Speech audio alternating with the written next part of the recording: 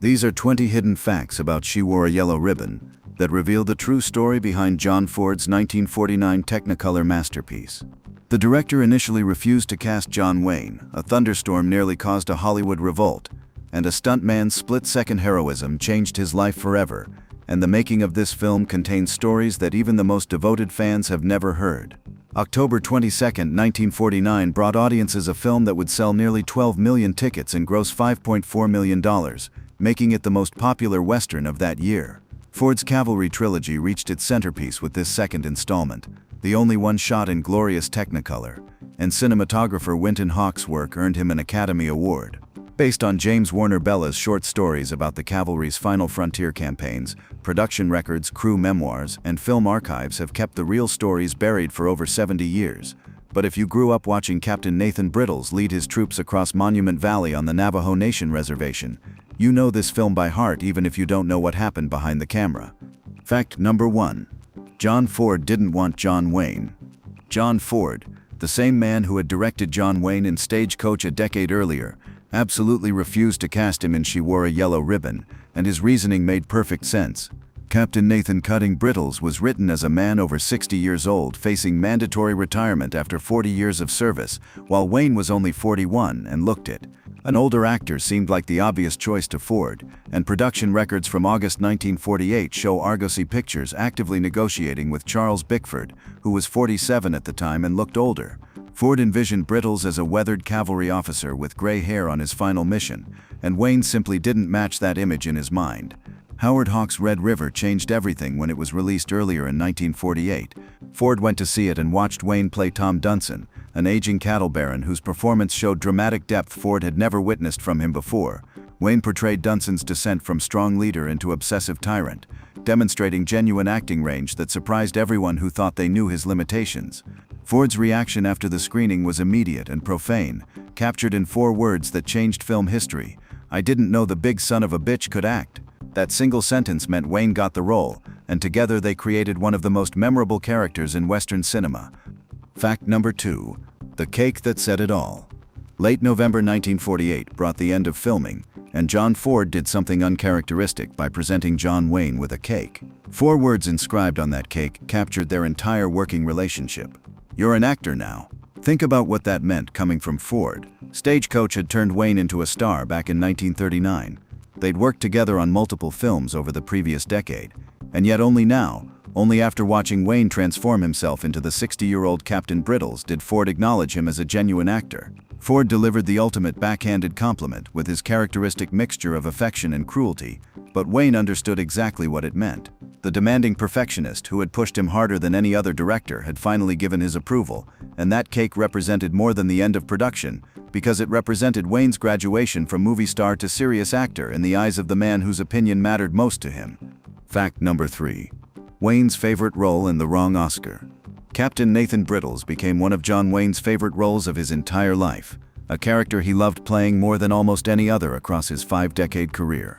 1949 brought Wayne his first Academy Award nomination for Best Actor, but not for She Wore a Yellow Ribbon, which surprised him because he believed the nomination should have been for Captain Brittles instead of Sergeant John Stryker in Sands of Iwo Jima. Broderick Crawford took home the Oscar that year for All the King's Men, and Wayne wouldn't win for another 21 years until True Grit in 1960. His transformation into the 60-year-old Brittles, complete with gray hair and a different way of moving and speaking, represented better acting in his own estimation than his more straightforward military role, and that performance he was most proud of went unrecognized by the Academy. Fact number 4. The thunderstorm that nearly caused a revolt. Monument Valley filming brought one of the most famous incidents in cinematography history, when a massive thunderstorm approached the location on Navajo Nation land. Cavalry silhouettes against a purple sky with jagged lightning streaks cutting through the darkness became one of the most iconic shots in Western cinema, but that shot almost didn't happen because cinematographer Winton Hoch wanted to stop filming immediately. Hoch cited 2 reasons for his concern, starting with insufficient natural light for Technicolor filming, which required massive illumination because of its effective ASA 5 rating. Metal camera equipment acting as a lightning rod presented the second and more serious problem, putting the crew in actual danger. Ford ignored him completely and ordered Hoch to keep filming despite his protests. Hoch followed orders while fuming about what he considered an unsafe and technically impossible demand, shot the sequence anyway, and when production wrapped he filed a formal complaint with the American Society of Cinematographers about Ford's reckless behavior. The footage turned out spectacular beyond anyone's expectations. Those silhouettes against the storm became the most celebrated images in the entire film, and the irony is hard to miss because they helped Winton Hoch win the Academy Award for Best Cinematography, making this possibly the most productive on-set disagreement in Hollywood history. Fact number 5. The other side of the thunderstorm story. Harry Carey Jr., who played Second Lieutenant Ross Pennell in the film, published his memoir Company of Heroes in 2013 and provided an eyewitness account that contradicts the famous tale. Ford had actually finished shooting for the day when the picturesque storm approached Monument Valley, according to Carey's version of events. Hoch looked at the darkening sky and the approaching weather and told Ford, "It's awfully dark, Jack. I'll shoot it. I just can't promise anything." Ford's reply came back, "Winnie, open her up and let's go for it. If it doesn't turn out, I'll take the rap," meaning open the camera lens to let in maximum light while accepting responsibility if the footage was unusable. Hoch responded with, "Fair enough, Jack," and in this version there was no fight, no reckless demand, no formal complaint at all. Just a director and a cinematographer making a calculated gamble together, and both men knew the footage was glorious when they saw it. Carey was actually there on set, while the complaint story has been repeated in countless film books over the decades. Which version contains the truth remains uncertain, and perhaps both versions contain elements of what really happened, or perhaps decades of retelling transformed a professional disagreement into Hollywood legend, but either way we got those unforgettable images. Fact number 6. The man who saved 3 lives.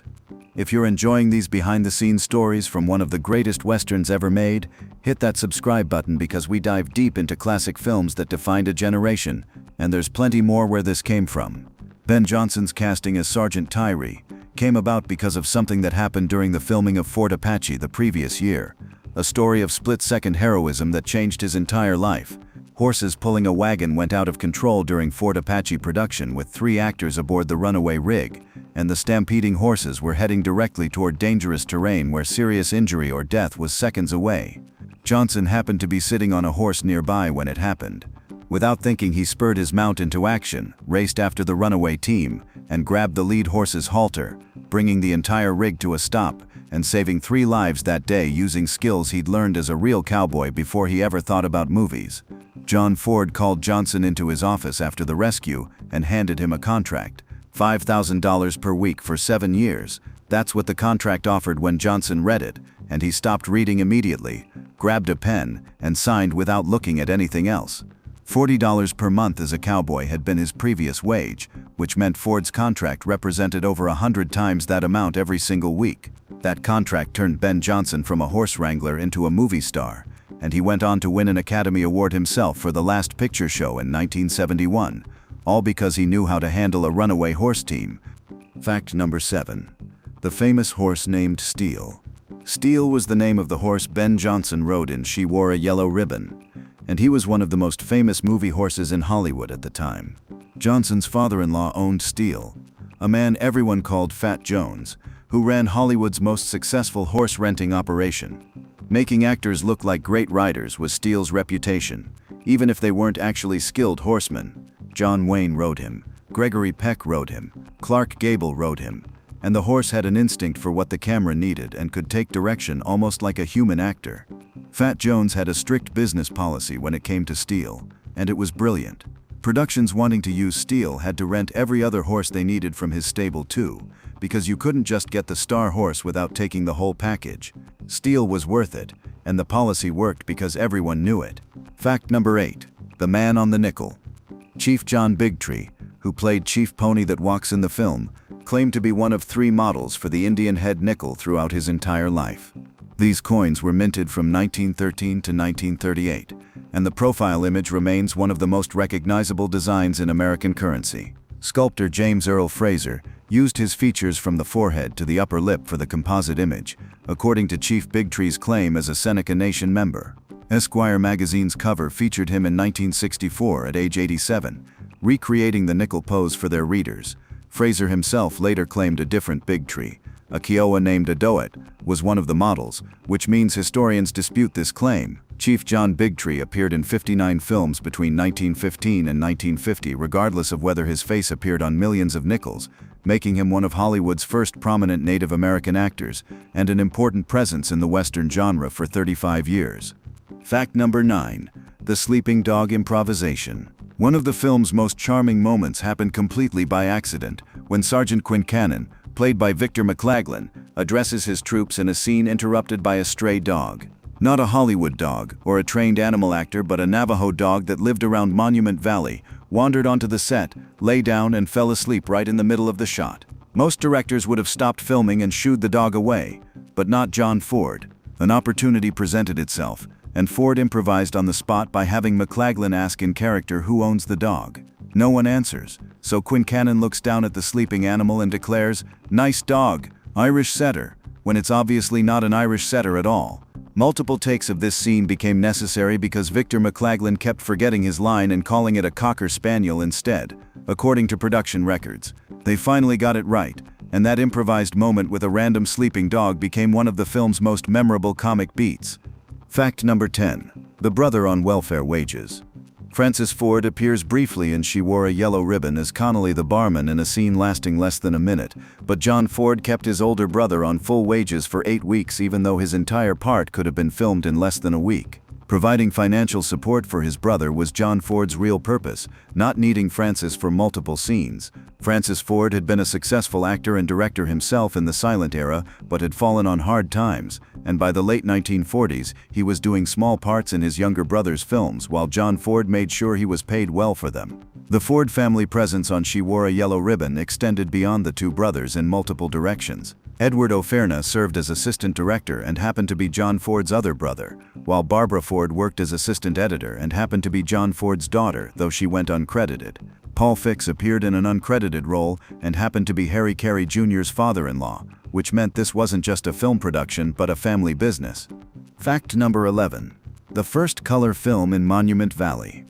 She Wore a Yellow Ribbon holds a distinction that's easy to overlook today, but was revolutionary in 1949, because it was the first feature film ever shot in color in Monument Valley on Navajo Nation reservation land. John Ford had filmed Stagecoach there 10 years earlier in black and white, establishing Monument Valley as the iconic landscape of Western cinema without showing audiences what it really looked like. No one had captured those red cliffs, those golden sands, those impossibly blue skies in color before, and when audiences saw She Wore a Yellow Ribbon, they were seeing Monument Valley's true colors on a movie screen for the first time. Every Western filmed there afterward owes a debt to Winton Hoch's Technicolor cinematography in this film, from The Searchers to modern productions, because this established the visual template for how Monument Valley would be photographed for decades to come. Fact number 12. Ford's 10-year Technicolor gap. She Wore a Yellow Ribbon represented John Ford's return to color filmmaking after a 10-year absence, since his previous Technicolor film had been Drums Along the Mohawk back in 1939. Masterpieces like The Grapes of Wrath, How Green Was My Valley, and My Darling Clementine filled the decade between, all shot in black and white. Technicolor was expensive and complex, which partly explains the gap. The 3-strip Technicolor camera weighed approximately 500 pounds when blimped for sound recording, and it required massive lighting because of its effective film speed of ASA5. Moving this equipment to remote locations like Monument Valley created a logistical nightmare. Ford wanted color for the Cavalry Trilogy's centerpiece anyway, because he wanted to capture Monument Valley's grandeur. The contrast between blue cavalry uniforms and red desert, the golden light of sunrise and sunset. She Wore a Yellow Ribbon remained the only color film in the trilogy, while Fort Apache before it and Rio Grande after it were both black and white. Fact number 13. Clocking Frederick Remington. John Ford was explicit about his visual inspiration when he told Winton Hoch, "I tried to copy the Remington style there," referring to Frederick Remington, the famous painter of the American West.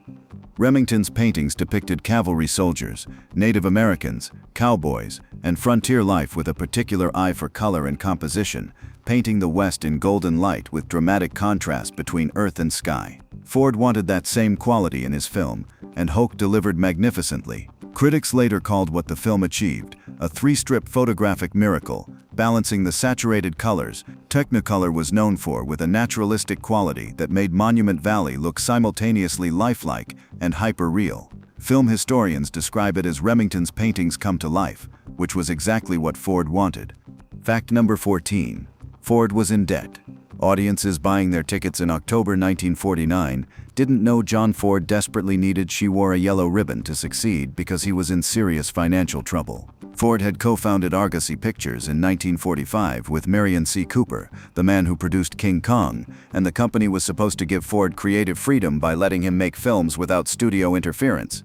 The Fugitive flopped in 1947 and nearly bankrupted Argosy, which meant Ford needed profitable westerns to save his company.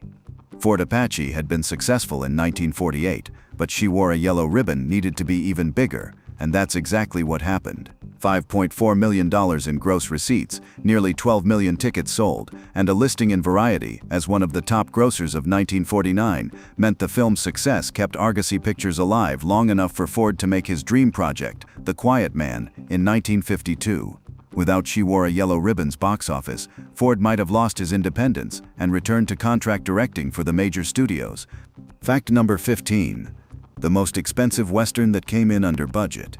$1.85 million was what She Wore a Yellow Ribbon cost to produce, making it one of the most expensive Westerns ever made at that time. The three-strip Technicolor process alone added enormous costs, while the remote Monument Valley location required moving massive amounts of equipment and housing cast and crew in primitive conditions. What's remarkable is that the film came in approximately $500,000 under budget. 31 days was all Ford needed to finish shooting, running from late October to late November 1948, and he completed the production ahead of schedule and under budget, which was almost unheard of for a film of this scope. Argosy Pictures' survival depended on this budget discipline. Ford couldn't afford overruns or reshoots, so he planned meticulously, shot efficiently, and brought the film in lean and profitable, which is one reason RKO Radio Pictures continued their distribution deal with Argosy.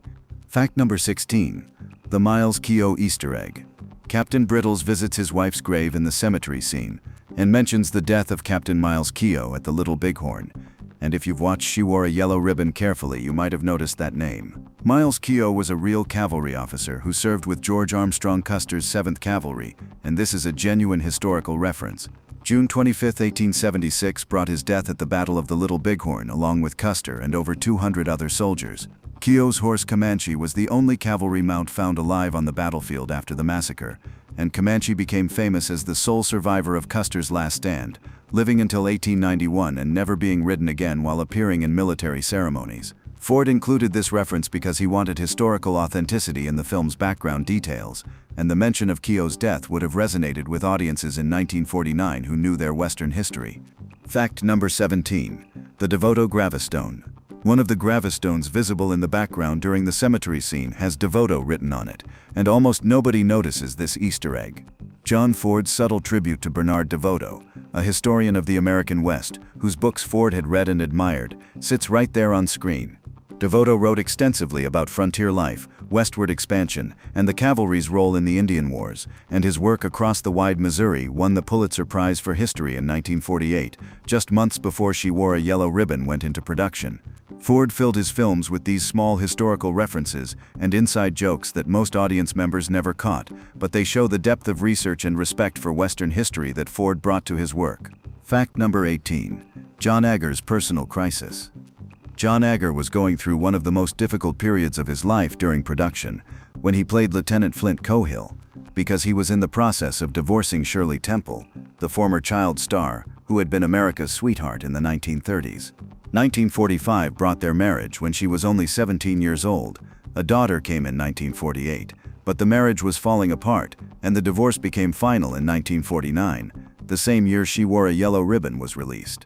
Both Agger and Temple had appeared together in Fort Apache the previous year playing newlyweds, and now during filming of She Wore a Yellow Ribbon, Agger was playing a romantic lead again while his real-life marriage collapsed. The pain must have been intense, but Agger remained professional throughout production.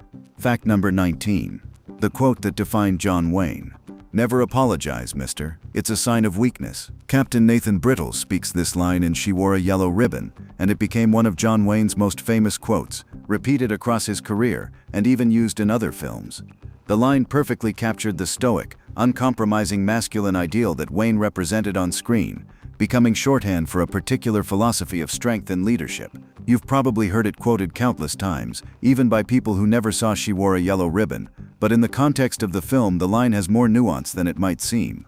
Brittles isn't being cruel or heartless when he says it to a young officer, because he's teaching about command responsibility, about the weight of leadership, about maintaining authority in difficult circumstances. An aging cavalryman passing advice to the next generation makes this part of the film's larger theme about passing the torch, rather than just a tough guy one-liner. Fact number 20. The technical achievement nobody understood. Audiences in 1949 couldn't fully appreciate what they were seeing, because they had no idea how difficult it was to achieve, and the three-strip Technicolor process used for She Wore a Yellow Ribbon was monumentally complex. The camera simultaneously exposed 3 strips of black and white film, with each recording a different color through filters, and a beam splitter with 2 prisms formed a cube inside the camera. The green transmitting filter captured the green record, while a semi-transparent mirror dusted with gold and silver directed light to a bipack of film behind a magenta filter. Orthochromatic film in front captured blue, panchromatic film behind captured red, and in post-production 3 matrices were created and dyed cyan, yellow, and magenta, then printed through a process called dye transfer imbibition. Massive illumination on set was required because the effective film speed was ASA 5, and for comparison, modern digital cameras can shoot at ASA 25,000 or higher. Monument Valley had no electricity except generators, which meant the crew had to transport this 500-pound camera along with all the lighting equipment and all the technical support to one of the most remote locations in America on Navajo reservation land. They filmed in dirt floor cabins with communal cold water showers, and yet they created images so beautiful that they won an Academy Award and set the standard for Western cinematography for decades. And when you watch She Wore a Yellow Ribbon today, you're seeing the result of technical mastery that modern filmmakers can barely comprehend. Unforgettable images came from She Wore a Yellow Ribbon, including cavalry silhouettes against a purple storm sky, Monument Valley in blazing Technicolor, and John Wayne as the aging Captain Brittles making his final ride. Nearly 12 million tickets sold, and the film became the most popular Western of 1949. But behind those images were stories of improvisation and innovation, of family loyalty and professional rivalry, of technical challenges overcome through skill and determination. John Ford nearly refused to cast his biggest star. Winton Hoch shot a thunderstorm that might have electrocuted them all, and Ben Johnson went from $40 a month to $5,000 a week because he could stop a runaway horse. A sleeping Navajo dog created one of the film's funniest moments, and these weren't just Hollywood professionals making a movie because they were artists pushing the boundaries of what color cinematography could achieve. Storytellers creating a Western that balanced action with genuine emotion. Craftsmen working in primitive conditions to capture beauty that still takes your breath away 75 years later. Winton Hoch won his Academy Award. John Ford's production company was saved. John Wayne got one of his favorite roles, and the way Monument Valley would be photographed in color for generations to come was established by this single film. The stories behind the scenes are what you know now, and the next time you watch Captain Brittles lead his troops across Monument Valley, you'll see more than a classic Western, because you'll see the result of extraordinary talent, determination, and a little bit of luck. If these hidden facts gave you a new appreciation for this classic Western, do me a favor by hitting that like button, leaving a comment sharing your favorite moment from She Wore a Yellow Ribbon, and subscribing to the channel for more deep dives into the films that defined an era. These stories deserve to be remembered, and I've got plenty more to share. Thanks for watching, and remember that loving great Westerns requires no apology because it's a sign of excellent taste.